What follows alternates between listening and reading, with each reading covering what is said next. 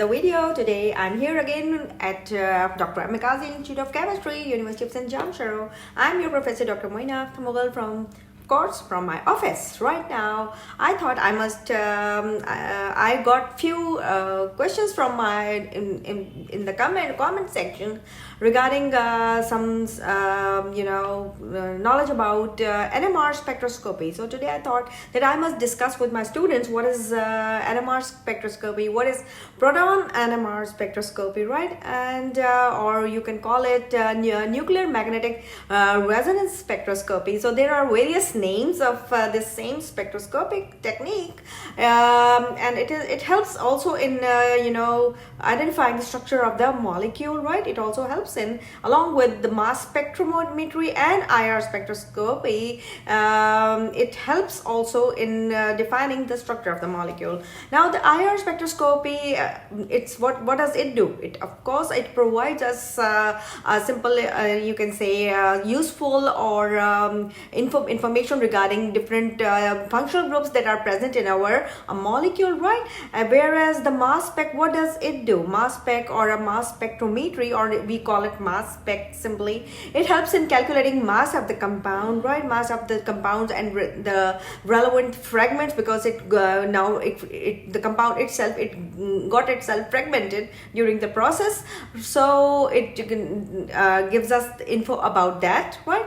Whereas now both these techniques, now they are these cannot provide complete information to explain compound structure. So now that's why there is another technique called NMR spectroscopy that would help a student, right, a common student, to explore further the molecular structure in a more detailed and in a more easy way, right? This is what we call NMR spectroscopy used for.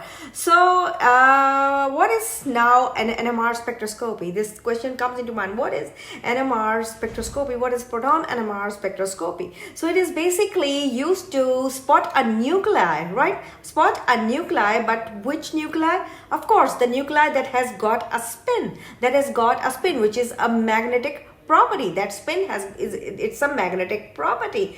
So which nuclei is detected? The nuclei that has a spin in it. For example, the hydrogen, right? The proton, the hydrogen, or carbon's isotope having simply atomic mass equals to 13, that is carbon 13, right? It has a spin, so it can easily be detected via this wonderful technique, this wonder technique called proton NMR or NMR technique, right?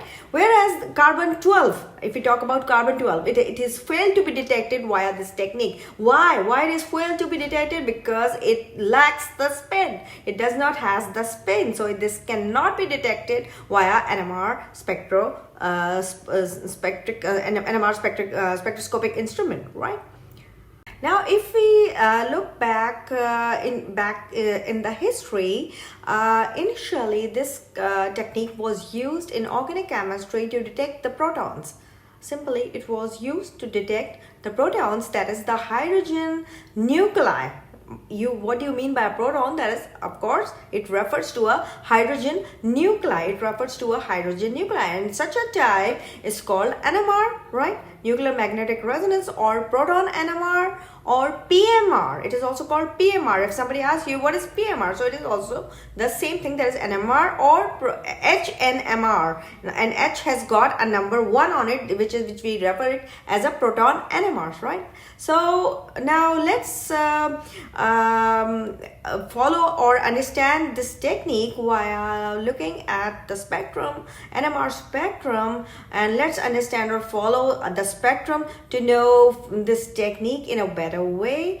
Now, if you you should have a compound in your mind. You should have a compound to follow the spectrum, a spectrum compound that has got a spectrum, right? So which compound I have selected today is, of course, it is called dimethoxymethane, that is CH3O, CH2 in the middle, and again OCH3 in the end. That is dimethoxy groups are there at both ends, and the methylene groups is in the middle of that. So let's follow this wonderful technique while looking at the spectrum of dimethoxymethane, right? So now I have done a lot of hard work in making this spectrum of my compound called simply what was the compound? Dimethoxymethane, right? So this is the structure, this is the molecule, the formula for the compound. This is the formula for the compound, and this is the spectrum which I'm gonna show you on this table. Let's move to this table and see how to read an NMR spectrum. Now this is the proton NMR spectrum of dimethoxymethane, right? Now there are two axes, right? About this axis, right? Two axes, this one and this one, the two axes, right?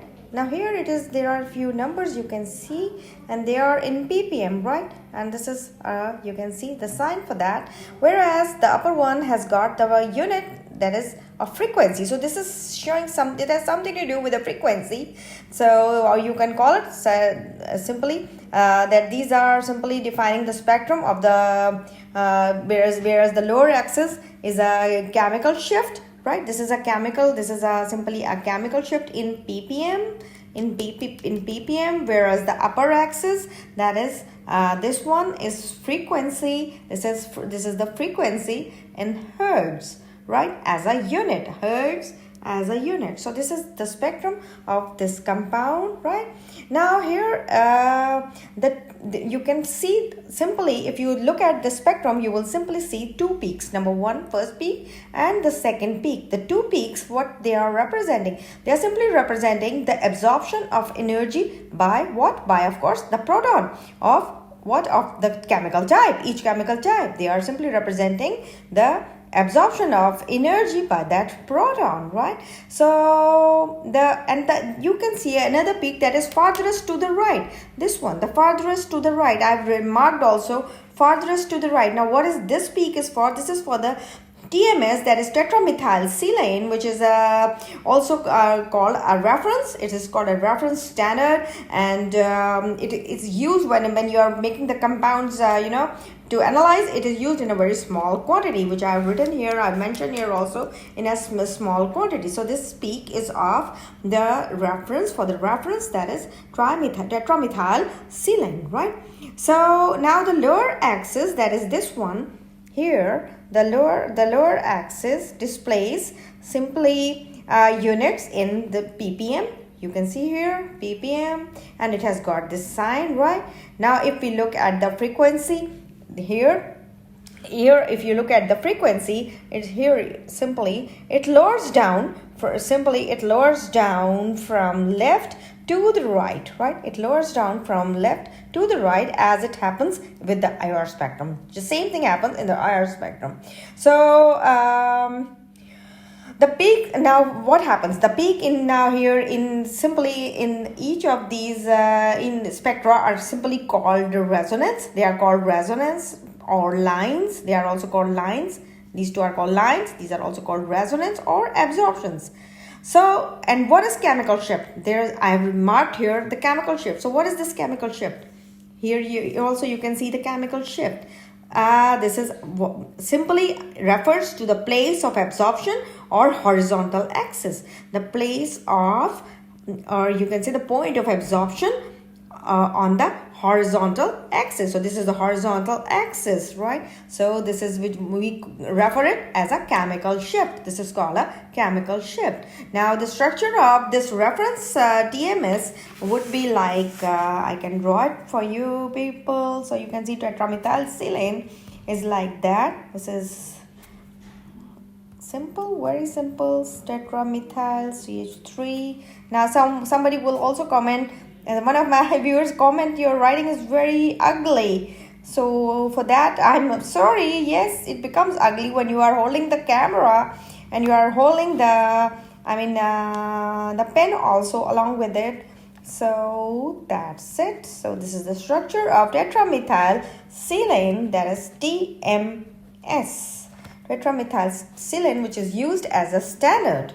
Now it is very important to note that this peaks, this one, that is the rightmost peak, or the peak that is farthest to the right, right, where this ppm equals to 0, this ppm that equals to, you can see that ppm here, it equals to 0 here, then it's equals to 0. So it's not supposed to be called as in one of the peaks of the absorptions, or you cannot call them as absorption peaks of the compound called dimethoxymethane. No, this is not the peak for this absorption peak for this compound, but of course this is an absorption of tetramethylsilane, right, which is a compound and which is always added this compound called tetramethylsilane, which is a reference, or you can say a reference standard.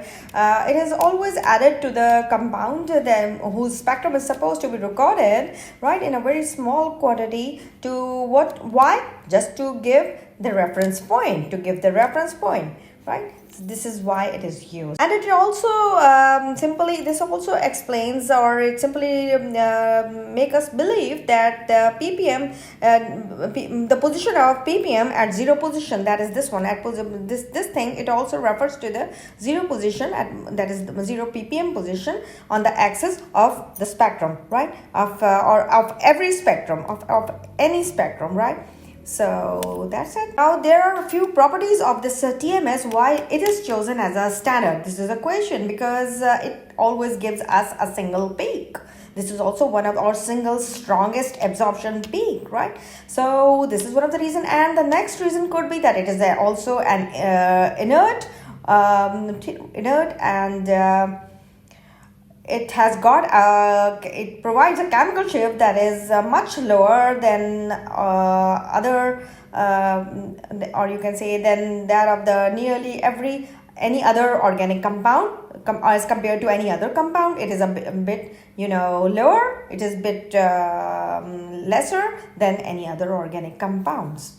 So this was a brief knowledge about how to read an NMR spectrum and how to see the different absorption peaks here and what these peaks indicate. I just explained you this, right, of this compound that is dimethoxymethane, and then of course the chemical shifts I've explained, and I've explained you the axes is what they are referring us in ppm and in hertz, right? So, and what type of a standard is used as a standard or reference is used in this technique called NMR. So this is tetramethylsilane, and why tetramethylsilane is used, I have also explained that also. I hope you like this small short video so that you will develop a more interest in getting to know this technique in a more detailed way in my next few video lectures.